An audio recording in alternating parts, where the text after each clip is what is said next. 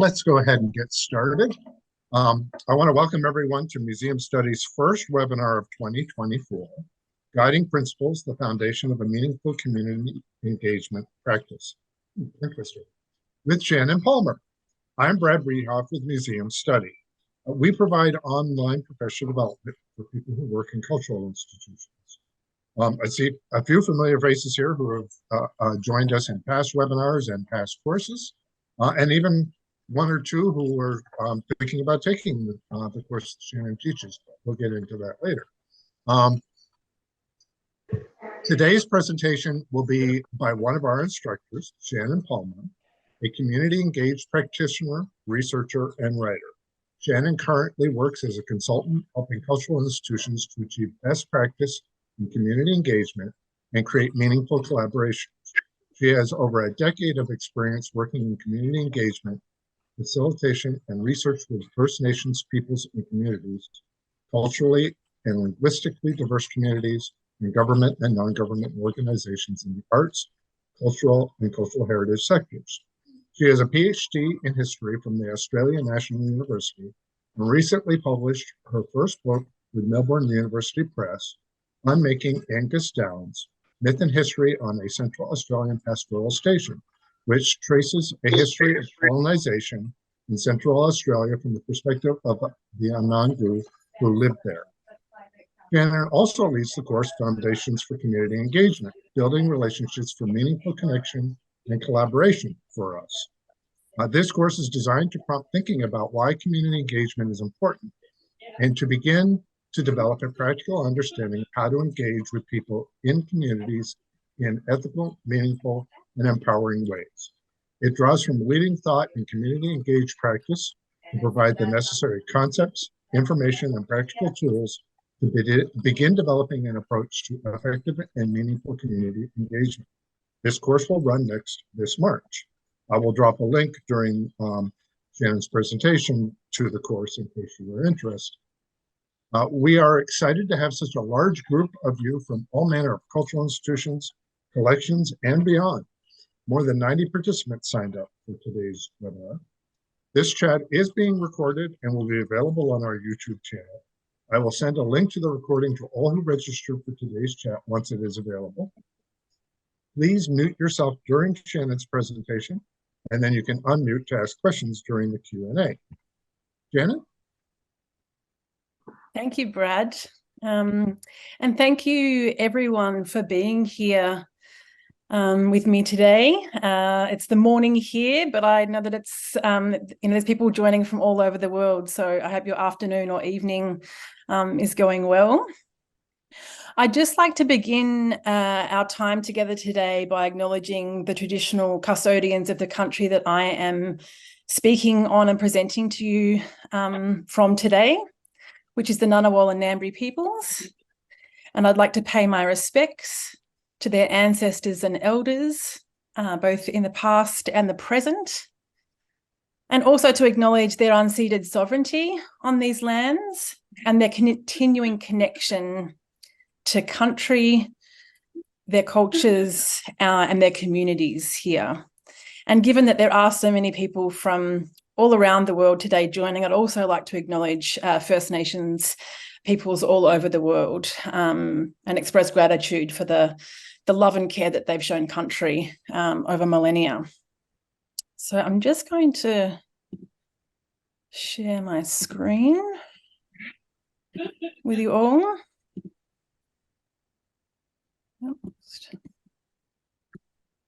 Okay. So thank you, Brad, for that introduction. By the way, as Brad mentioned, I'm a community engaged practitioner, facilitator, and writer. And so I work with, I'm just going to stop briefly and just ask everyone that's on to perhaps mute themselves. That would be great. Thank you. So yeah, as I was saying, I'm a community engaged practitioner, facilitator, and writer. So I work with communities to facilitate the sharing of stories and the co-creation of projects. And I also work with organisations and institutions to achieve best practice in community engagement and help create meaningful community-led collaborations. And so I just thought I'd share a little bit about how I got started in this work so that you have a sense of how it is that I came to be here talking with you today. And so while I was studying history at university as an undergraduate student here in Australia, I became increasingly challenged and troubled by the really conspicuous silences in much of the Australian history writing that I was studying as a student. And I began to think really deeply about why so much of our history writing here in Australia ignored or erased the perspectives and experiences of First Nations peoples. And the more I thought about this, the more I began to suspect that it had something to do with the discipline of history itself. The cornerstone of the historian's craft is the documentary archive and a Western understanding of linear historical time. And this really worked to exclude First Nations perspectives for much of the 19th and 20th centuries in Australian history writing.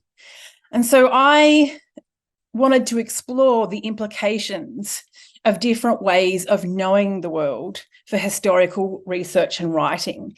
And I wanted to explore what kind of history making is possible if the historian privileges place and embodied knowledge over the archives and time. Now I'm just not able to move my slides. Just excuse me for a second.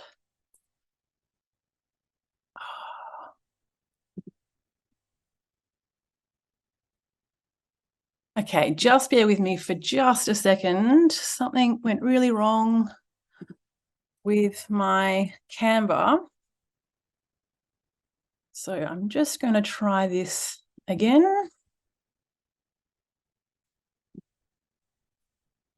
Okay. Now, where is Zoom?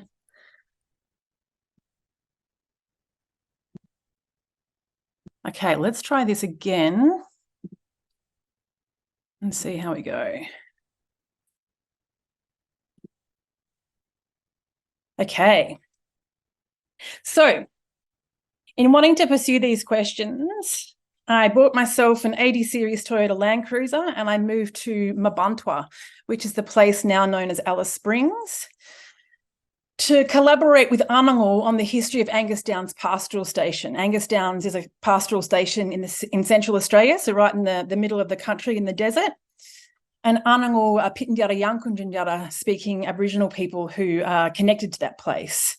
And pastoral stations, cattle stations in particular, are really potent symbols in Australian history, which is why I thought it could be a really good site to sort of explore these questions. And so over a period of 4 years, we put about 80,000 kilometres on the Land Cruiser, driving in and around Angus Downs Station and beyond, researching the history of that cattle station in collaboration with Anangu. We recorded all the oral histories in language. They were all recorded out on country in place. And when I began, I was really mindful of the ways in which research and colonialism are deeply entangled. And I set about creating a research process that wouldn't seek to own or consume the knowledges that I sought to engage with. And so I really thought deeply about the why I was engaging with Anangu and how I could research the history of the cattle station in a way that was collaborative and sought to co-create without taking up too much space as a white settler researcher.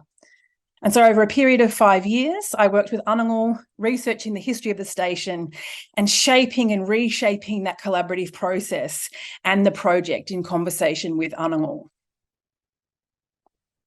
And so 10 years later, this project culminated in the publication of my book, Unmaking Angus Downs. That was in 2022.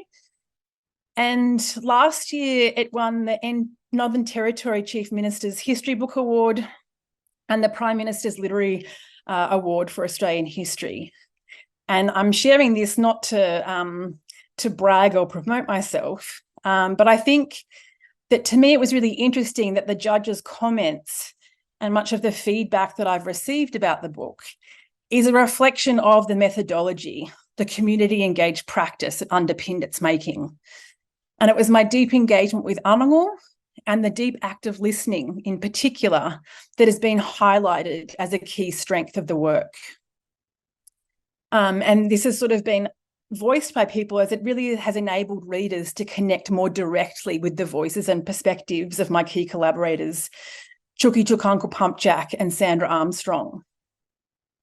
And so it was through this process of deep engagement and listening that I experienced firsthand the power of building genuine relationships based on trust and respect.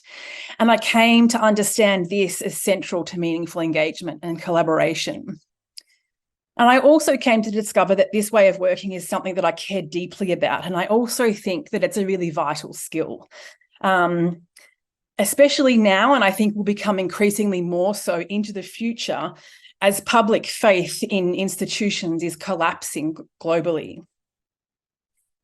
And so, as I mentioned, I've been working as a practitioner facilitator with communities and institutions ever since, and have over a decade of experience in community engagement and facilitation with communities and organisations in the arts, cultural and cultural heritage sectors.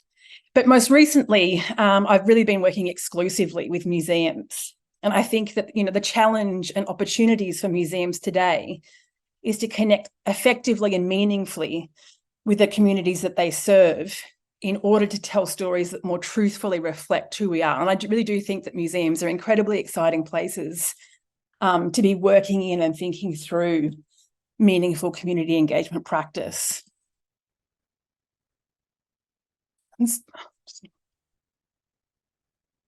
So a 40-minute webinar is really not a lot of time. It might go for a little bit longer, but definitely going to leave some time for questions. So we're really only going to scratch the surface today. And in the brief time that we have together today, I'm going to focus on something that I think is really foundational to developing a meaningful community engagement practice, and that is guiding principles. And it's really important to sort of emphasize at the beginning that the importance of guiding principles extends beyond nice sounding words on a page that make us feel good. It's critical to understand that guiding principles are actions that embody core values and provide a roadmap for implementing an ethical, empowering, and meaningful community engagement practice. And so I believe that the thoughtful consideration of guiding principles and what it means to put them into action is the bedrock of an effective and impactful community engagement practice.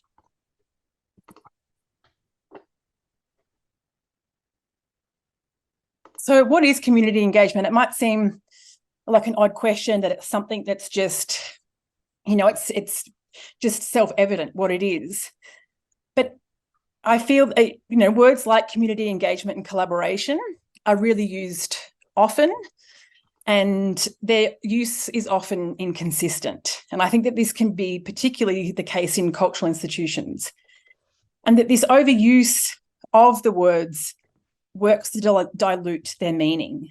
And this can lead to tokenistic claims of inclusion that perpetuate the notion that community engagement is something that can be just tacked onto a project when it suits, or as a box-ticking exercise. And so this is why I think it's really critical to interrogate the use of the term community engagement and more clearly to define it in order to move away from tokenistic and performative claims of collaboration and toward ethical, impactful, and meaningful community engagement. And so this requires approaching community engagement with integrity, transparency, and a genuine commitment to involving people in processes and projects that intersect with their lived experience.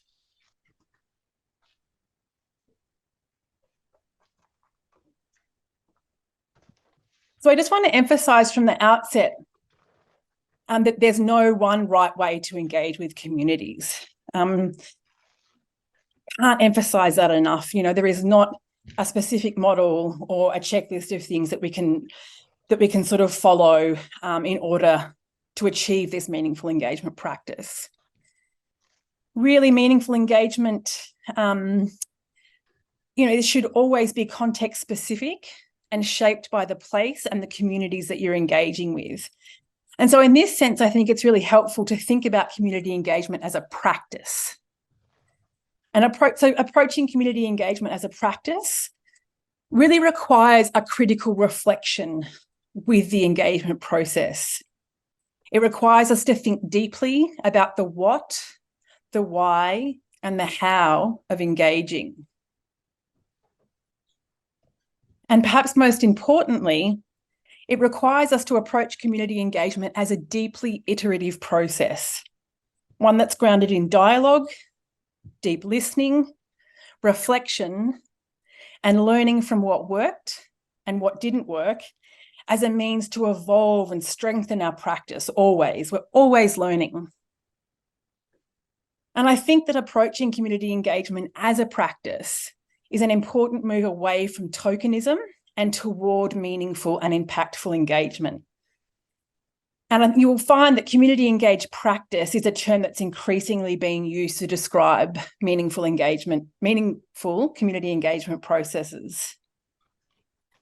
And I'd just like to take a moment here to acknowledge this book here, The Relationship is the Project, as instrumental in shaping my thinking about community engagement as a practice. This is an Australian publication, edited by Jay Lilly, Kate Larson, Cara Kirkwood, and Jackie Brown.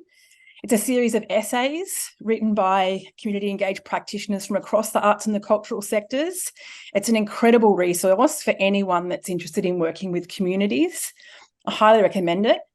The second edition is about to be released in March 2024. This is the cover of the first edition that you can see here, which you can actually access and read online for free, which is incredible. So I highly recommend checking it out and having a look. And the second edition, which is going to have new chapters, will be out in March. And I've just added a quote here from Jade Lilly from that book, which I think beautifully encapsulates sort of what I'm saying. Community engaged practice is not an add-on. It's a way of working, a deep collaboration between practitioners and communities to develop outcomes specific to that relationship, time and place. It belongs as part of every art form, strategy, organisation, and remit that has a focus on working with people.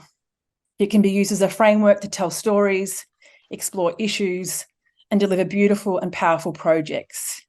It can be used to shape the narratives of our time.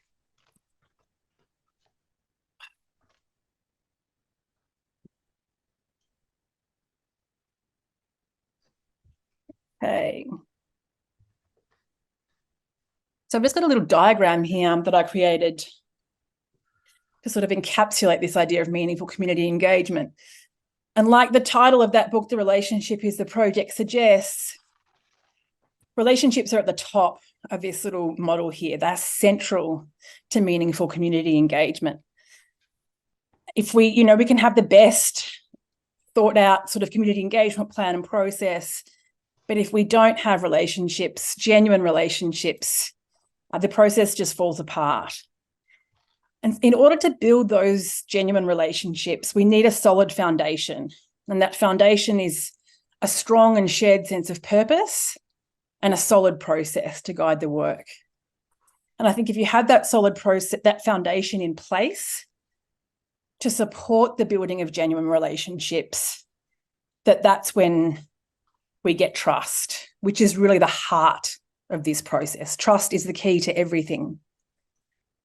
So today we're going to touch on the key role of guiding principles in establishing this solid foundation for a meaningful community engagement process.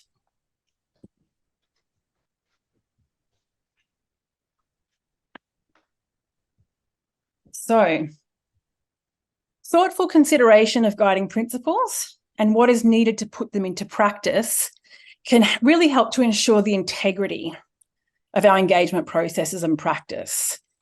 It makes the process intentional. And this in turn creates the right conditions for building genuine relationships that are grounded in trust. So in this sense, I really approach them as foundational thinking for the engagement process. which means, you know, they outline the values and the beliefs that guide our practice. And so that this means that when things change along the way, which they inevitably will when we're working with people, that there's a shared understanding of what matters. So in this sense, guiding principles, they are like a compass point that helps to keep us on track, always bringing us back to that intention. Why are we here? What are we hoping to achieve? And being guided by that. So, what are guiding principles? Guiding principles translate abstract values into tangible actions and behaviours that guide decision-making and ensure that our actions align with our stated values. So it's a sort of key distinction. Values are really important, but can often be abstract. And so principles help us translate that into action so that we can embody and live our values. They also help to articulate the goals and intentions of community engagement processes, which helps to ensure a shared sense of purpose. They also establish a basis for accountability, which helps us, you know, they set expectations that everyone involved has a responsibility to embody and uphold. And importantly, they also contribute to the long-term sustainability of community engagement and relationship building. And, you know, I think when we talk about a meaningful and impactful community engagement process, it's really about creating a culture of meaningful community engagement practice in our teams and our organisations. And so I won't be able to emphasise enough that they really are more than nice sounding words on a page, and we have to think deeply about what it means to put them into practice.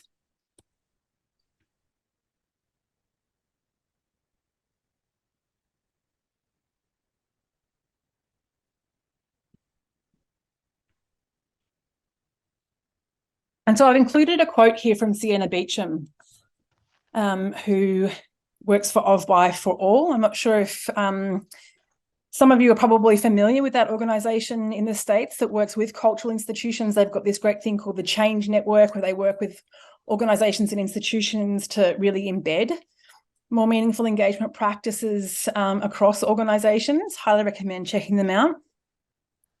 And Sienna Beecham writes here, oftentimes values end up being just words that sound great on paper, with no real understanding of what they look like in practice.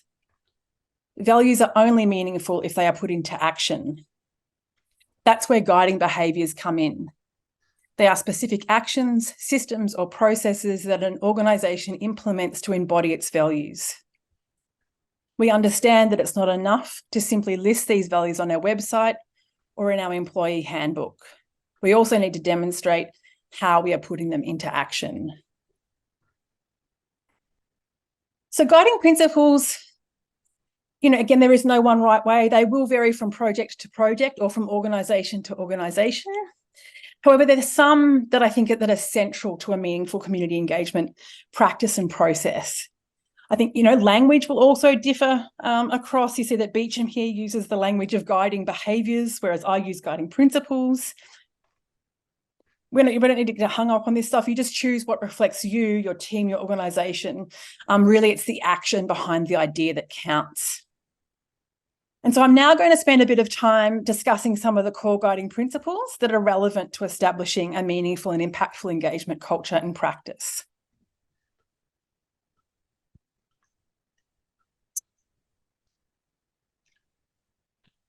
There we go.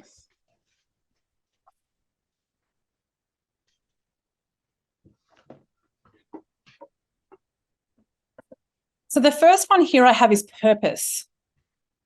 Now, I've used the word purpose here. Another word that you use might be intention. But community engaged practice should really be grounded in a strong sense of purpose. And purpose as a value represents the overall aims and objectives driving an organisation or a process. It's our reason for being or doing.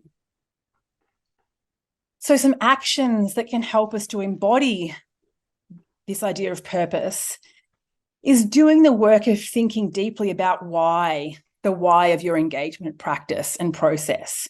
Why are you wanting to engage? What are you hoping to achieve? And it's really critical to think through this and define these aims and objectives from the outset. This helps people to understand why the engagement is taking place and what are you hoping to achieve. Thinking about what are your intentions? And it's important to understand that once we have begin a conversation with community, that this should develop into a shared sense of purpose for the project and or partnership.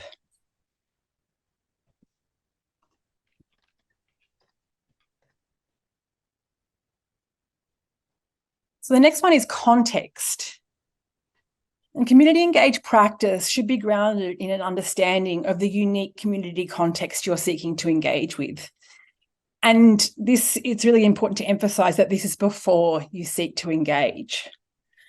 The last thing we want to do is seek to build a relationship with a community with no prior knowledge of their culture, history, challenges, aspirations, and then go into a conversation with community knowing nothing and expecting them to just educate us and tell us everything. So some actions that we can take to help us embody this idea of this value of context is taking steps to increase our awareness and understanding of the unique circumstances of the communities that we're seeking to engage with. So we can undertake some research, and I do this with every new community engagement project or process that I embark on. It doesn't need to be onerous, some desktop-based research.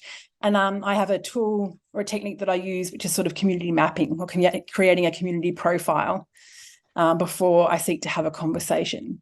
Attending community events that the community themselves are putting on is a really great way to get to know a community and what is important to them. And also doing the work of thinking about how the community might perceive you and or your organisation and how that might shape the conversation. I think that, it's a very real possibility within many community groups that there'll be a mistrust of institutions. So it's important to sort of think this through as well. And also important to emphasise that, obviously, we can't learn everything sort of via some desktop-based research. We're doing our due diligence and trying, to educate ourselves as much as possible, but we won't learn everything. And so it's really important to sort of emphasise not to assume anything, and that after educating ourselves as much as possible, if we're unsure about something, once we've begun a conversation, we just ask, and sort of approach that as a learning opportunity.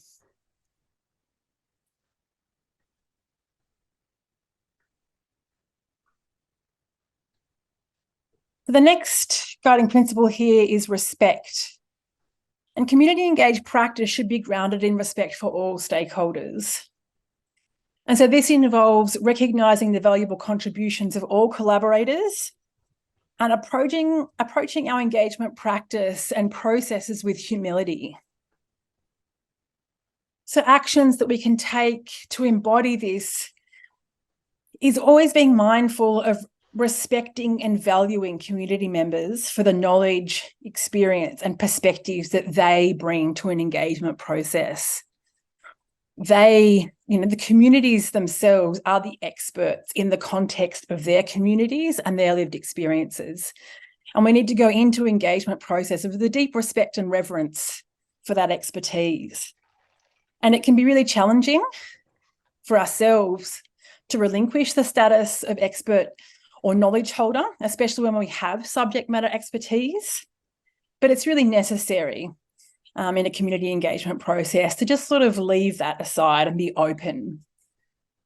And cultivating a deep listening practice is an important action that we can take to really embody respect in community engaged practice as well.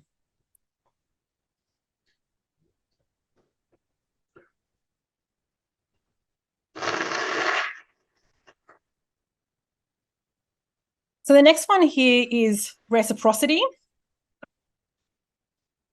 So community engaged practice should be mutually beneficial. It's important to sort of understand that engagement practice and processes cannot be really meaningful if we approach it as a one-way flow of information or time or resources that only benefits the outcome that we have in mind. So some actions that we can take to embody reciprocity involve, again, sort of before we engage, asking ourselves how we're wanting or hoping the community to contribute to the process. And then also thinking through how it might possibly benefit the community in the process. And I think it's great, particularly the museums, to think through this before we embark on a conversation, to have some ideas. And then once we begin a conversation, it's really important to listen to community ideas and aspirations and develop a reciprocal engagement process in conversation with them. And obviously within the realities of the project and what you're able to do. But within museums, this might look like co-curated exhibitions and programs, sharing of resources, access to collections, photographs. Perhaps it's providing opportunities for training and skill development. Remuneration, financial remuneration for time and expertise is really important. And also listening to community and supporting amplifying community-driven projects and initiatives.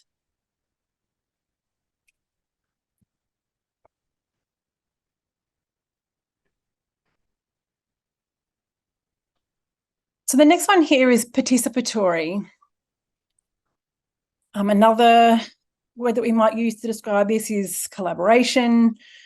But really, it's about, communities should be active participants in decision-making processes and have the capacity to shape the direction of the process and or the partnership. There's some actions that can help us to embody. These are creating opportunities for dialogue and developing a shared sense of ownership for the project or process. So really, creating spaces and processes that provide community members with the opportunity to contribute. And this also involves ensuring that community members are informed throughout the process. And we need to share information and updates.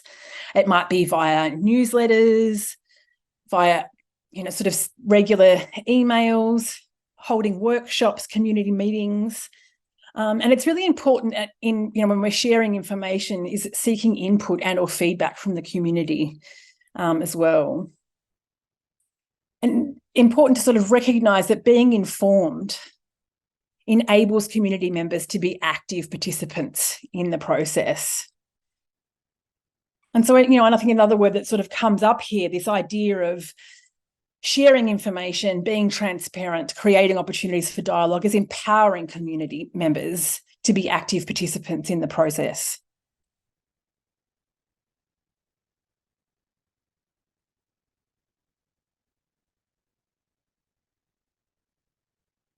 So next one here is inclusive. Meaningful community engaged practice acknowledges and values the contributions of all community members. Really important to acknowledge when we're embarking on engagement practices or processes that communities are not homogenous. And that there are, it's really important to respect the diverse range of values, experiences, and perspectives that exist within communities, and understand that these differences might also impact participation. So actions that we can take to embody inclusivity are working to create spaces and processes that genuinely welcome and value the contribution of all community members. And this is sort of, once we begin engaging with and having a conversation, sort of beginning to understand the dynamics and having to sort of pick up on those sort of differences. Are there any sort of barriers to participation? And then, these might be economic barriers, language barriers, accessibility, and then sort of responding, making changes, adapting in order to remove those barriers and include as many people as possible.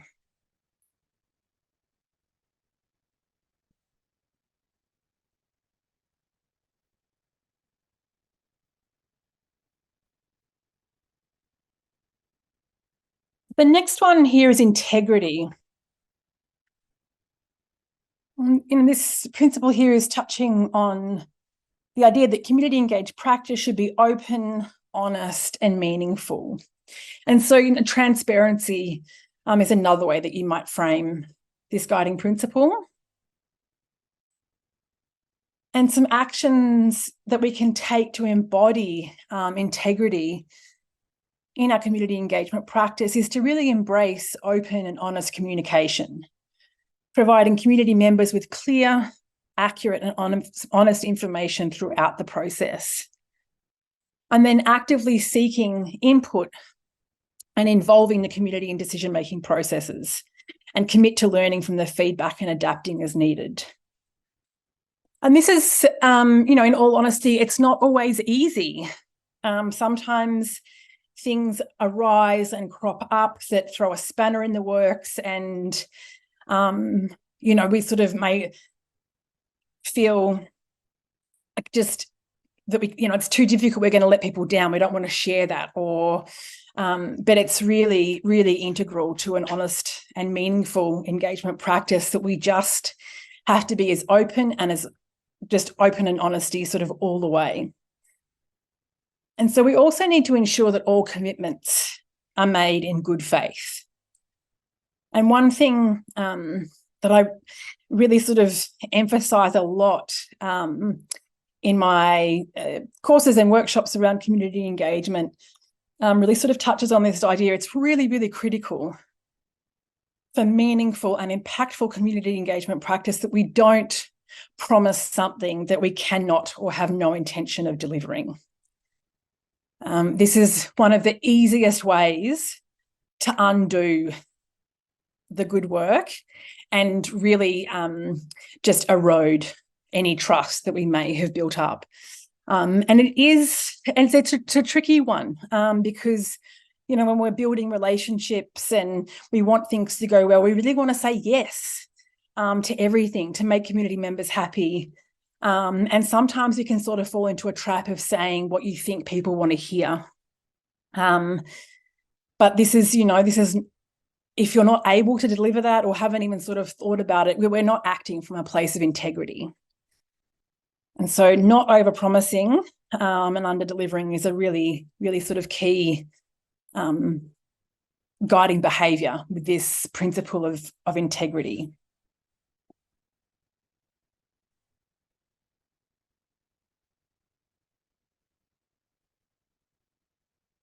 And so the next one here is cultural safety.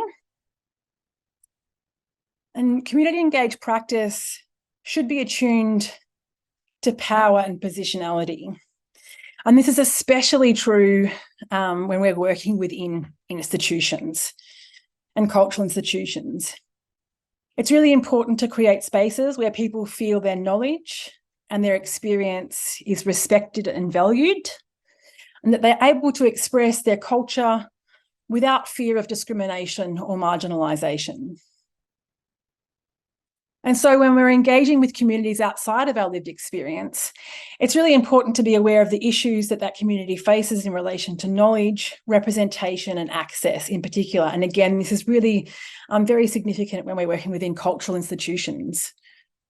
And it's also really important to recognise how dominant culture bias works in institutions, as well as our own cultural position and how these factors can shape the engagement process.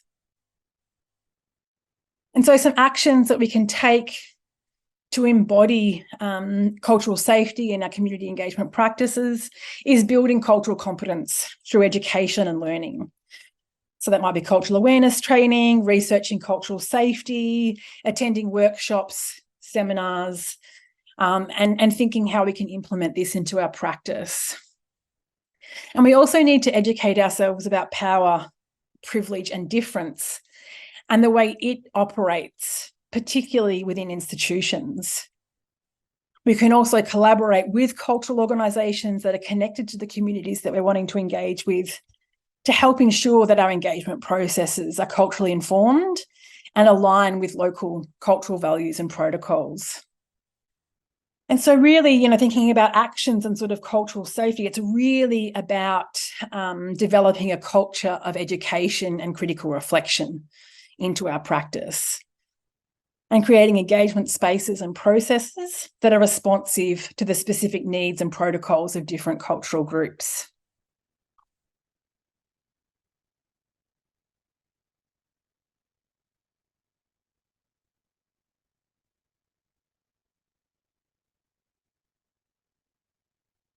And so the last principle that I have here that I'm going to touch on today is trauma-informed. And meaningful and impactful community engagement practice should take a trauma-informed approach. And it begins with acknowledging that trauma is a possibility in the lives of all people and communities.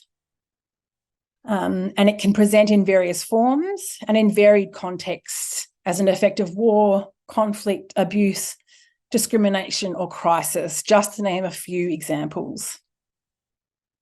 And so taking a trauma-informed approach to community engagement begins with understanding the historical, social, and emotional and economic impacts of trauma and integrating an awareness of this into our engagement approach to ensure the safety for participants and also for ourselves. And so some actions that we can take to embody a trauma-informed approach is, again, sort of similar to cultural safety, building competency within our teams and organisations to understand trauma, the principles of a trauma-informed approach. And so doing training, workshops, it's really critical within all institutions, I think, to begin incorporating a trauma-informed approach to all of our work. And incorporating trauma-informed principles into our engagement spaces, practices, and processes. And this is really ultimately about creating spaces and processes that are physically and emotionally safe for people who have experienced trauma. And also for ourselves. And so a part of that building competency and sort of learning is also about sort of ascertaining, what is available for ourselves as practitioners and facilitators, whatever your role, and engaging with people who have experienced trauma, counselling, supervision, that kind of thing.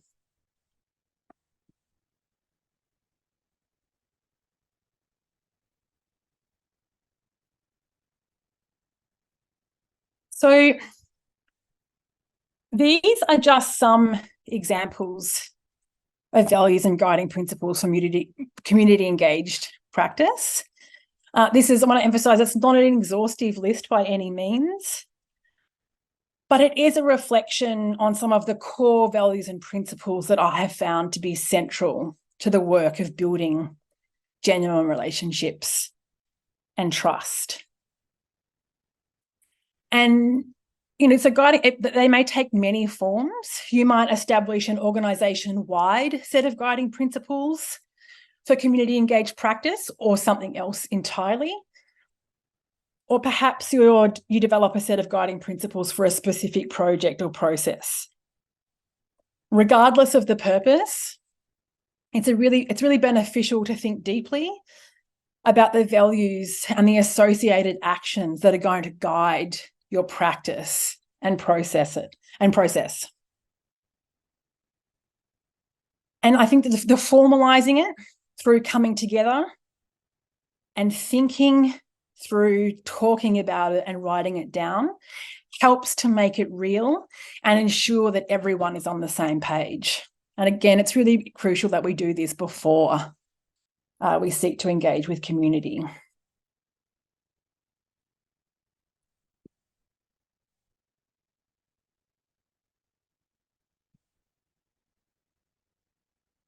And so, in conclusion, I just want to reiterate that in order to build genuine relationships, we need a solid foundation, which is that shared sense of purpose and a solid process that guides the work.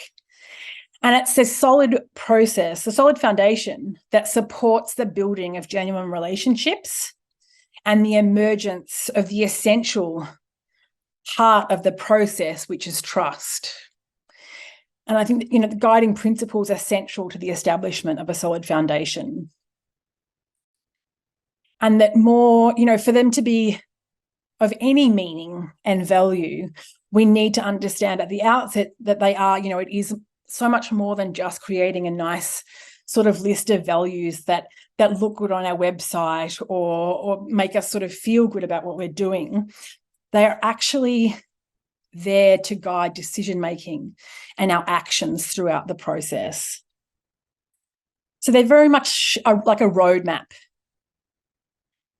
And this means that when things change, and as I said at the outset, they inevitably will. In all of my community engagement experience over the years, things never sort of pan out as you imagined at the very beginning of the process, particularly when you're engaging, I think, from within institutions, working with communities. There's a whole host of factors that can crop up to throw a spanner in the works, and sort of shift the direction.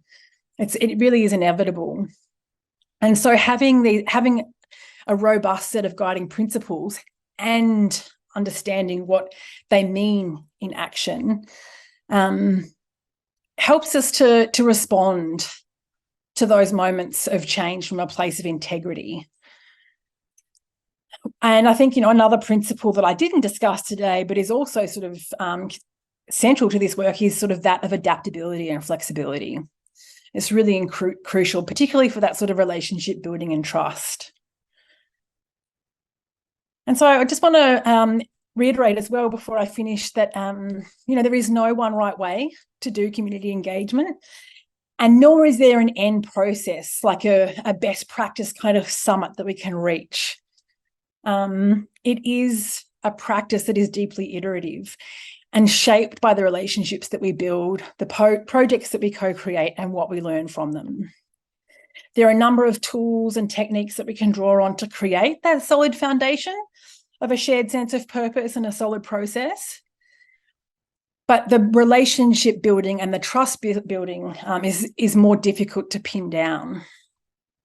And so that's why guiding principles are so important, because they really do provide us with an ethical framework to help guide us in that process, and always sort of have that sort of, from a place of integrity and having genuine relationships and trust sort of as our guide. So thank you for being here. I hope that was helpful. I'm really grateful to all of you who have sort of tuned in from all around the world at different times. It's a real pleasure to be here with you and share some of this with you. And I look forward to some questions if people have got some.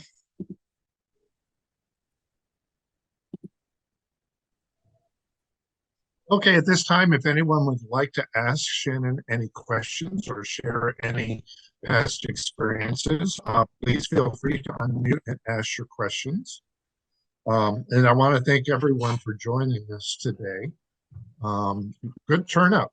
I found it interesting, Shannyn, you talked about how it's important for this to be sort of institution-wide thinking rather than an individual trying to carry this out.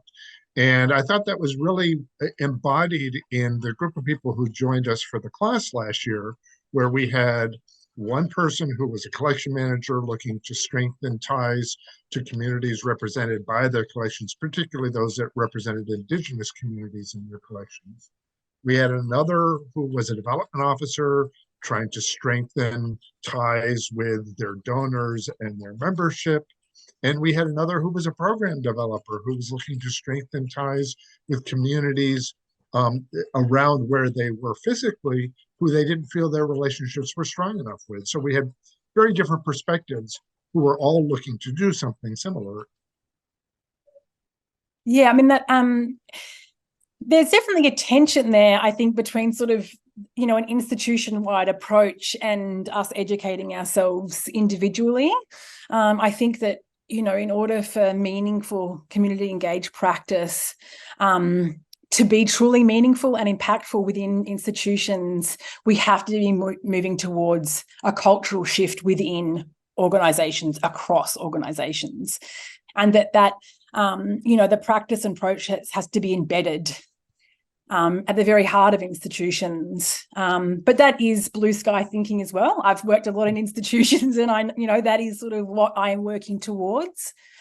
And I also understand that is not the reality in a lot of institutions. And so I do believe that it is also really meaningful and impactful for us as individuals working within institutions and within teams to be educating ourselves in these practices, because I think that those changes at the small scale do have an impact sort of more broadly, which is not necessarily immediately recognizable and can make for some frustrating experiences.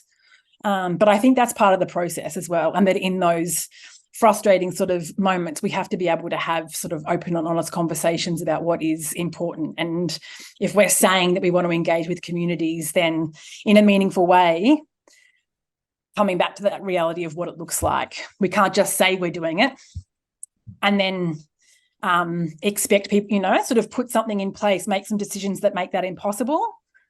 We have to sort of be walking the talk, so to speak. Anybody else have any questions they want to ask? I think that was all. I think people find it useful. I hope so. Yeah, just wondering if people sort of found it, it'd be interesting to hear from people if you found it helpful in terms of thinking about your own community engagement practice and has given you something to work with. I see some thumbs up. That's a good sign. And we have one person from Regina, Saskatchewan. I want to thank whoever in Saskatchewan put it on your local newsletter to let people know, because we had a bunch sign up from there.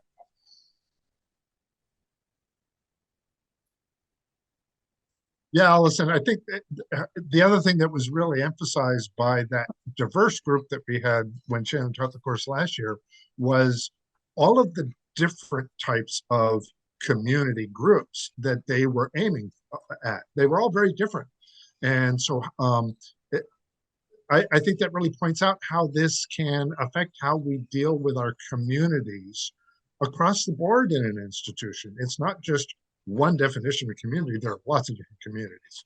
Yeah, absolutely. And I didn't really sort of touch on that at the beginning. But, that is a really sort of integral part of the conversation, as well as that, communities are not homogenous. There are different kinds of communities of place, communities of identity.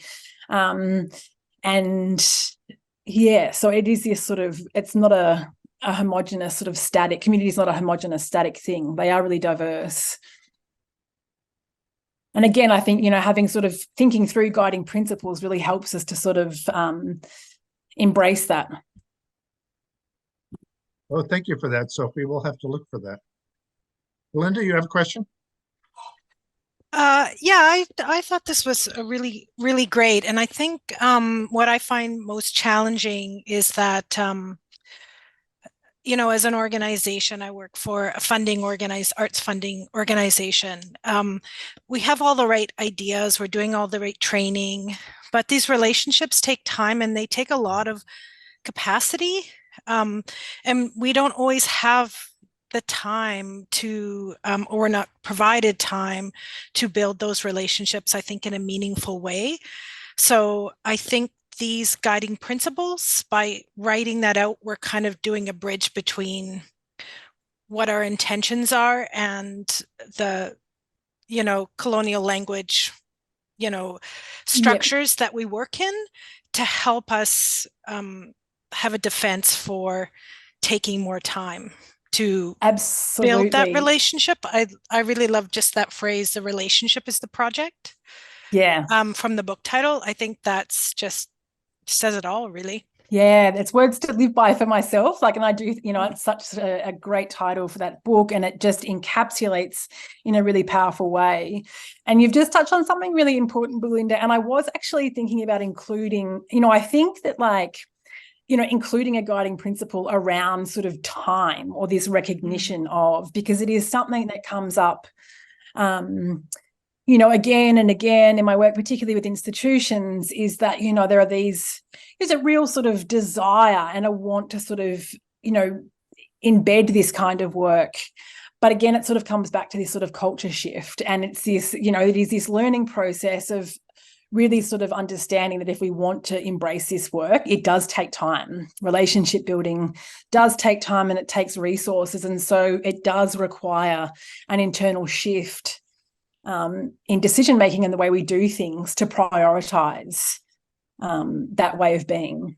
And that is, again, is a process. I've sort of, in all of the institutions that I work, this conversation sort of comes up again and again. And I don't think it's one that's going to be resolved quickly, but I think the more we're having these conversations and trying to do the work and seeing what works and what doesn't work, it just becomes, it's so obvious that the relationship is the project. And if we really want to do this, that's what we have to invest in. And that does mean that we have to sort of change the way we do things. Yeah, because I think the goals are often marked out within fiscal years, tied to dollars. And so then, it's like the year ends or the project finishes, and then it's like we tick the box and then we move on.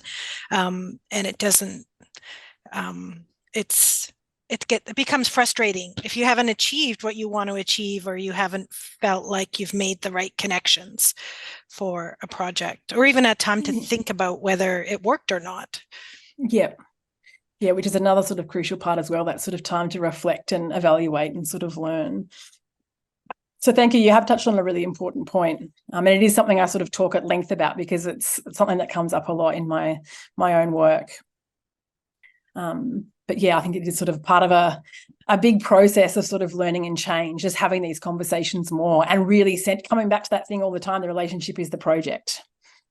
And if we really want to do this, that's what we have to center and sort of focus on. Paul Wilkinson has a really good question.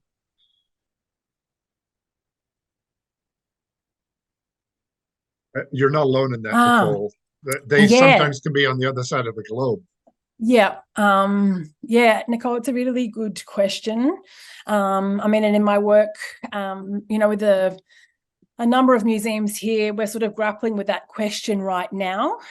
Collections is a real focus, and engaging with communities around collections. And so, it is definitely possible. Again, I think, what sort of Belinda was just touching on, I think it's that sort of, from a starting point, acknowledging that building relationships takes time. And especially if, these communities are at a distance, that can even be more of a sort of a slow burn to get those relationships happening. But it's definitely possible. Like in the course, when it comes to community engagement planning, I sort of teach the tool of community mapping or community profiling. And I think that can be a really helpful tool, getting to understand the community where the collections originate from, trying to ascertain if there are any cultural organisations or community groups that you might be able to sort of make connections with, and beginning a conversation. It is definitely possible to have those conversations. Obviously, if you're able to travel to begin a conversation, that's great, but they can happen online as well. Again, I think it is that sort of going into those conversations and then understanding that it can be a slower process. I think another caution that groups have experienced in the past is if you have a relationship coordinator or a community engagement coordinator, you don't want them being the only one who develops and maintains these relationships with community groups. Because what happens when that person leaves and the relationship is with that person, not with your organization? Absolutely.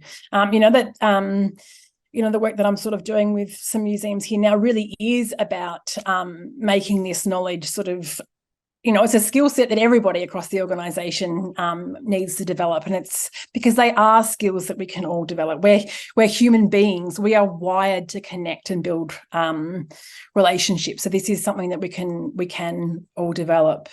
And just on with Nicole Wilkinson's question, she's still online.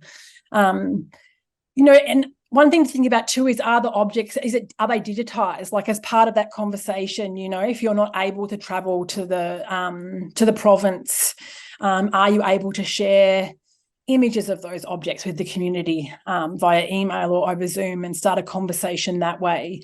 That can also be really helpful as well, if you're able to share as much information about the collection as possible. I have found in my experience that, it varies. Some communities are incredibly interested and really sort of keen to collaborate. Others, it can be, because it depends. We have to sort of acknowledge that, communities have a lot going on as well. And so sometimes people don't have the capacity or the space to engage. And so it's a process of sort of beginning a conversation and starting to sort of get a sense of where people are at, what the capacity is to engage. Is there an interest? And I think that you will find that if there is an interest, then you won't have an issue engaging with communities that are a province away around collections. Alison Vaughn mentioned that capacity as well. And one of the things I think that can help with that is thinking about how, and talking to them about how this will benefit them as a community, not just you as a researcher. Yeah, and also asking them how it might benefit them as well. Is there something that they can see as a real benefit for them in terms of engaging with the institution around the collection, and really sort of being guided by that?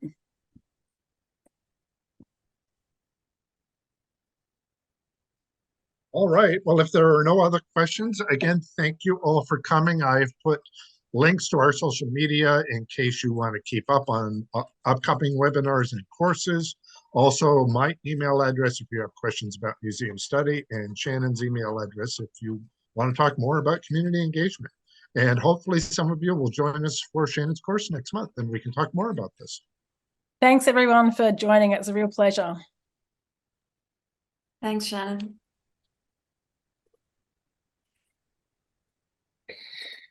Thank you, Shannyn. Pleasure. Thank you.